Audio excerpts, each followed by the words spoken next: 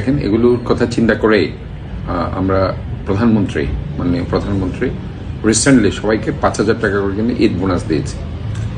মানে তারা হয়তো কিছু কিনবে, তাদের প্রয়োজনীয় জিনিসপত্র যেটা লাগে না লাগে, এর বাইরেও প্রোটেক্টিভ মেজার্স হিসাবে আমরা তাদের জন্য gloves as well as trouser, spectacles, cap, এগুলি কিন্তু আমরা রেগুলার বেসিস আমরা দিয়ে থাকি। ইভেন আমাদের বিভিন্ন সংস্থা যারা আছে, আমাদের সাথে যারা কাজ করে, জাতীয় ও আন্তর্জাতিক সংস্থা, তারাও কিন্তু এগুলো এইডস হিসেবে দেয়।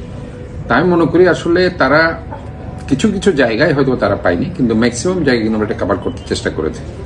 আমি হালি শহরে টিজি সেদিনও গিয়েছি, তাদেরকে সেখানে এগুলো আমরা দিয়েছি। কাজে আমরা মনে করি যাদেরকে এখনো দেওয়া হয়নি, আমরা অনতি বিলম্বে তাদেরকে বর্ষার আগেই তাদেরকে এগুলো আমরা প্রোভাইড করব। কারণ বর্ষাকালে আসলে অনেক কাজ করতে হয় পানিতে।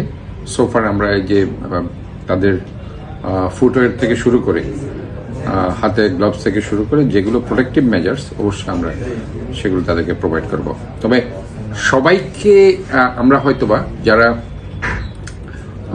এই পরিচ্ছন্ন বিভাগের যারা নালাতে কাজ করছে, বিশেষ করে আমরা চিন্তা করছি প্রায়োরিটি বেসিস তাদেরকে আমরা এই ফ্যাসিলিটিসটা এনশিওর করবো যারা পাইনি।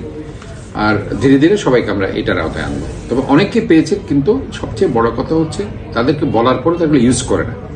আমরা দেখেছি অনেক পরিচ্ছন্ন কর্মী তারা কিন্তু রেখে দিচ্ছে। এই জায়গায় আমরা আসলে আমাদের যে প্রধান পরিচ্ছন্ন কর্মকর্তা ওনাকে বলেছি এটা যাতে মনিটরিং করা হয়, এবং ওয়ার্ড বেসিস যে সুপারভাইজার আছে সে যাতে এটা মনিটরিং করে, কারা সেটা পাওয়ার পরে ইউজ করছে না, তারা সেটা কেন বাসায় রাখছে, এই জিনিসগুলো আমরা মনিটরিংয়ের মধ্যে আনছি।